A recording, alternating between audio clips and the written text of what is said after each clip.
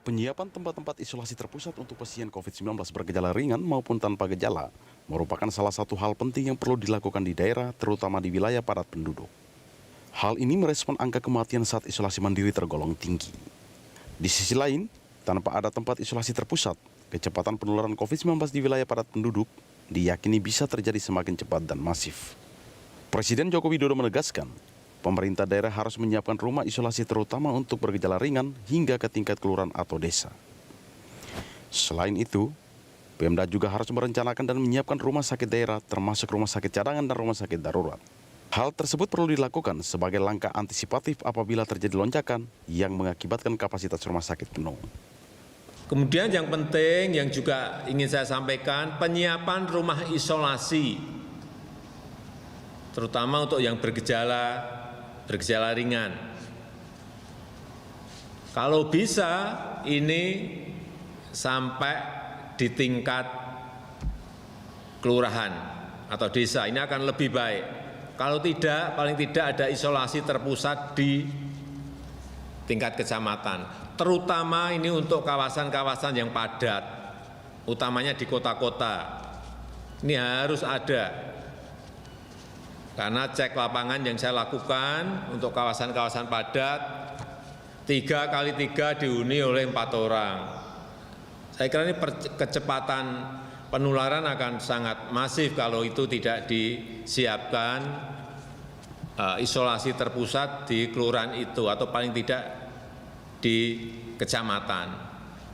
Presiden juga meminta agar para kepala daerah rajin turun ke lapangan untuk mengontrol langsung kondisi di lapangan, terutama menyangkut ketersediaan obat hingga kecukupan pasokan oksigen. Selain itu, para kepala daerah juga diminta untuk terus memantau kapasitas rumah sakit atau bed occupancy rate di setiap rumah sakit, sehingga bisa dioptimalkan untuk penanganan pasien COVID-19. Ya, pemirsa, pertaruhan daerah di isolasi terpusat. Itulah topik dialog kita, dan untuk membahasnya kita sudah terhubung dengan Wali Kota Semarang, Hendral Prihadi. Terima kasih Pak Hendi telah bergabung bersama kami. Ini kalau kita lihat tadi pernyataan dari Presiden Joko Widodo yang menegaskan bahwa pemerintah daerah harus menyiapkan rumah isolasi terutama untuk yang bergejala ringan hingga ke tingkat kelurahan atau desa. Tanggapan Anda Pak Hendi seperti apa? Ya, saya setuju ya, maksudnya kita harus belajar dari sebuah pengalaman, terutama pada saat kita penderita COVID, terutama pada saat PPKM darurat ini kan melonjak luar biasa. Baik. Sebelum PPKM, tepatnya pada saat Lebaran kemarin, kondisi rumah sakit di Semarang, kita punya seluruh Semarang itu ada 900 tempat tidur. Kemudian kita punya 2 tempat isolasi terpusat dengan kapasitas 300 tempat tidur. Nah, kemudian pada saat penderitanya semakin naik, ini pihak-pihak rumah sakit kita kumpulkan untuk menambah tempat tidur.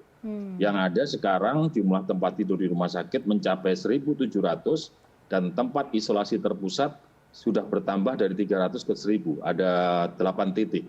Artinya kita punya kekuatan 2.700 tempat tidur. Tapi meskipun toh begitu Mbak Elisa, pada saat tanggal 3, tanggal 5, sampai tanggal 10, itu permintaan terhadap tempat tidur ini sangat luar biasa. Kami kesulitan, akhirnya kita juga meminta kawan-kawan di wilayah lebih dalam lagi, yaitu kelurahan, untuk berswadaya membangun isolasi atau tempat karantina di aula-aula kelurahan. Yang kami lihat paling tidak ada sekitar 6 yang dibangun oleh kawan-kawan kelurahan untuk bisa menampung masyarakat supaya mereka mau untuk melakukan isolasi terpusat di tingkat kelurahan. Tapi antusias dari masyarakat Semarang sendiri, Pak Hendi, terkait dengan akan menjadi adanya tempat isolasi yang terpusat ini seperti apa? Wah, sangat luar biasa. Saya punya pengalaman bagaimana kemudian rumah dinas kami yang dipakai sebagai tempat isolasi terpusat ini harus antri. Jadi di tempat kita ini salah satu contoh ada 8 tempat isolasi terpusat, ada dokternya, kita siapin konsumsinya, ada kemudian swab secara rutin. Yang saya jadikan contoh misalnya salah satu di rumah dinas itu biasanya swab pagi, hasilnya sore. Kemudian sore sudah sekian banyak yang sembuh, ini antri. Teman-teman yang datang siang ini mereka harus antri di tempat pendaftaran, begitu menunggu yang sembuh mereka baru bisa masuk. Kalau nggak bisa masuk kita kirim ke tempat yang karantina yang lain. Artinya animo ataupun keinginan masyarakat untuk bisa mereka melakukan karantina secara terpisah dari keluarganya ini sangat tinggi. Jadi saya sangat setuju bahwa kesadaran terutama di Kota Semarang ini untuk bisa mereka berjuang melawan COVID ini sangat tinggi, terbukti dengan sangat sulitnya waktu itu mereka mencari rumah sakit maupun tempat-tempat isolasi terpusat yang kita siapin. Baik, Pak, tadi kalau kita lihat di Semarang sendiri sudah ada 8 titik terkait dengan isolasi terpusat di sini dan masyarakat begitu antusias terhadap hal ini dan Anda katakan juga masih banyak yang mengantri. Bahkan tadi kita juga melihat datanya jumlahnya saat ini pun terus meningkat. Adakah rencana di Kota Semarang sendiri, Pak, ada penambahan mungkin terkait dengan tempat-tempat isolasi terpusat ini mungkin akan ditambah lagi atau seperti apa, Pak? Ya, persoalannya kondisinya hari ini sudah berubah drastis. Kami di tempat-tempat karantina maupun bawah rumah sakit kita sekarang tinggal sekitar 46,2% dari puncaknya di tanggal 3 Juli yang mencapai 93,6%. Jadi dalam kondisi seperti ini kita mendapati banyak rumah sakit yang kemudian ruang isolasinya sudah berkurang jauh. Waktu itu mereka penuh, bahkan antri di IGD, hari ini IGD-nya sudah bersih clear. Di isolasi terpusat yang kami punya di 8 titik ini juga bornya sudah mencapai 28%. Jadi sudah sangat berkurang. Artinya kami masih melihat seminggu ke depan, karena ada kekhawatiran biasanya 2 minggu setelah perayaan Idul Adha kemarin kemungkinan akan muncak. Kalau memang minggu depan angkanya masih landai cenderung turun, kita mungkin akan mulai menutup sebagian tempat-tempat isolasi terpusat yang pernah kita buat ini. Oke, artinya kalau kita lihat di sini di Kota Semarang, bornya pun juga sudah mulai menurun ya angkanya kalau tadi kita lihat. Ya, alhamdulillah Mbak Elisa. Oke, baik. Pak, ini tentunya juga kesiapan tidak hanya di tempat-tempat atau di rumah sakit atau di tempat tidurnya saja, tetapi di sini juga harus ada infrastruktur kesehatan, yaitu adalah obat-obatannya juga, oksigen dan lain-lainnya. Ini bagaimana Kota Semarang sendiri menyiapkan kecukupan pasokan obat dan oksigen ini, Pak? Ya, itu memang menjadi sebuah problem pada saat PPKM darurat yang pertama itu tanggal 3 sampai 20 Juli. Dan kami beruntung punya Pangdam dan Pak Kapolda yang juga Pak Gubernur yang sangat responsif.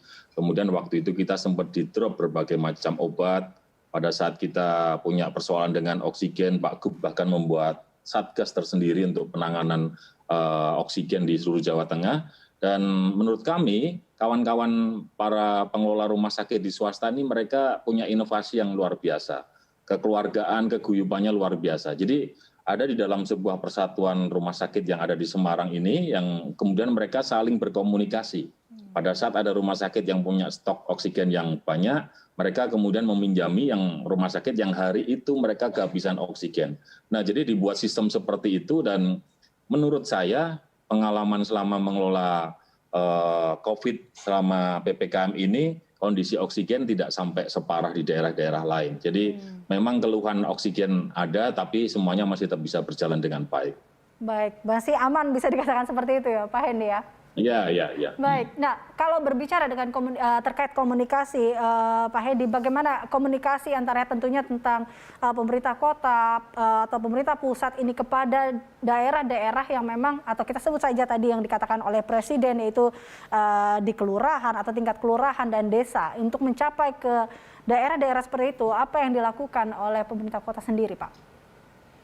Dari awal kami membentuk sebuah tim yang terdiri dari teman-teman Pemkot, TNI dalam hal ini Kodim 0733 BS Kota Semarang, dan kepolisian dalam hal ini Polrestabes. Jadi ketiga unsur ini kemudian kita breakdown sampai di tingkat kecamatan ada tim yang terdiri dari camat, Kapolsek, dan Danramil.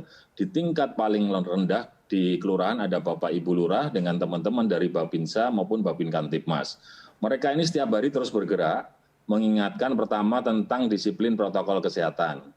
Kemudian juga penegakan peraturan terkait dengan instruksi Mendagri PPKM darurat maupun PPKM level 4. Nah, kegiatan ini sudah berjalan 1,5 tahun yang lalu. Jadi kalau kondisi di Semarang sih hari ini insya Allah kami sudah terbiasa terkait dengan situasi PPKM. Dulu pernah kenceng sampai jam 8 malam, lalu begitu angkanya turun kita kemudian kendorkan sampai jam 11 malam untuk mereka berusaha. Kemudian waktu itu angkanya naik, kita turunkan lagi. Bahkan pada saat PPKM darurat kan hampir ada kategori non-esensial yang tidak boleh buka, kemudian warung juga tidak boleh menerima pengunjung. Ini sudah kita mulai longgarkan lagi. Artinya dengan komunikasi yang baik dengan stakeholder, saya rasa situasi-situasi yang sulit hari ini bisa kita kemudian kelola dengan baik dan tidak sampai menimbulkan kegaduhan. Baik, Pak Hendy, ini kita juga tahu terkait dengan adanya varian lokal yang kita salah satu provinsi yaitu Riau juga mengatakan juga mereka mengantisipasi dengan adanya varian lokal ini. Bagaimana dengan Kota Semarang, Pak Hendy? Apa mungkin langkah antisipatif yang akan dilakukan terkait dengan adanya varian lokal ini? Ya, apapun namanya, virus corona ini sangat berbahaya. Varian Delta, Gamma, atau varian lokal, dan seterusnya. Saya selalu menyampaikan pada masyarakat dua hal saja. Hari ini panjenengan kalau mau terhindar dari COVID, lakukan dua hal. Satu, protokol kesehatan di dalam setiap kehidupan kegiatan panjenengan. Memakai masker, selalu rajin cuci tangan, tubuh bersih, kemudian juga menjaga jarak, mengurangi mobilitas, menghindari kerumunan, serta yang kedua adalah vaksin. Nah, kendala hari ini di Kota Semarang sebenarnya adalah percepatan vaksin. Kami hari ini sudah mencapai 740.000 sekian V1, yang itu masih sekitar 56% dari target Kementerian Kesehatan, yaitu 1,3 juta. Di V2 kita sekitar 333.000 sekian. Jadi jumlah ini masih cukup banyak dan alhamdulillah animo masyarakat sedemikian luar biasa. Kita punya 12 sentra vaksin, 37 puskesmas reguler, dan hari ini kita masuk ke kelurahan-kelurahan untuk percepatan vaksin, masuk ke sekolah-sekolah untuk usia 12 sampai 17 tahun. Tapi seminggu terakhir ini kita memang agak susah terkait dengan suplai vaksin. Maka di dalam kesempatan ini saya selalu berkomunikasi dengan Mas Ganjar, Bapak Gubernur kita, untuk bisa diteruskan ke Kementerian Kesehatan bahwa animo masyarakat Semarang terhadap vaksin ini luar biasa, tapi suplainya agak tersendat. Kalau ini bisa diimbangi dengan suplai yang baik, saya rasa 1-2 bulan ini untuk mencapai herd immunity, target Kemenkes 1,3 juta bisa kita capai di Kota Semarang. Oke, apa sebenarnya Pak, mungkin ada informasikah apa yang membuat itu terhambat terkait dengan mungkinkah karena stok vaksin yang terbatas atau seperti apa Pak? Ya itu sudah di level dewa-dewa langit di tingkat pusat. Saya nggak ngerti informasi yang sebenarnya. Biasanya kalau misalnya kita stoknya tinggal sedikit, saya telepon Pak Gubernur, telepon Dinas Kesehatan Provinsi, langsung dikirim. Tapi beberapa kali ini kita telepon, dikirimnya hanya mungkin hanya 10%, 20% dari total kebutuhan kita. Jadi ini yang agak menghambat percepatan vaksin di Kota Semarang. Baik. Terakhir Pak Hendy, tentunya apa imbauan Anda kepada seluruh warga Kota Semarang terkait dengan, kita tahu saat ini Presiden juga menegaskan terkait dengan isolasi terpusat untuk warga yang bergejala ringan dan juga tanpa gejala. Ya, situasi memang lagi sulit, tapi saya yakin kita punya sebuah warisan leluhur bangsa yang namanya gotong royong. Jadi kepada seluruh warga bangsa, khususnya yang ada di Semarang, apabila Anda masih punya kelebihan rezeki, tenaga, pikiran maupun doa, mari kita bantu rekan-rekan kita, sedulur-sedulur kita yang masih membutuhkan. Hari ini tugas utama selain di wilayah kesehatan adalah bagaimana mengungkit ekonomi yang cukup sulit di wilayah Semarang. Jadi perlu sebuah kerja keras, kerja bersama, dan kerja kompak untuk membuat situasi ini menjadi semakin baik dan semakin hebat. Gitu Mbak Elis, terima kasih ya. Baik, terima kasih Pak Hendy tentunya telah bergabung bersama kami dalam COVID Today. Pemirsa, demikian pembincangan kita bersama dengan Wali Kota Semarang, Hendral Prihadi.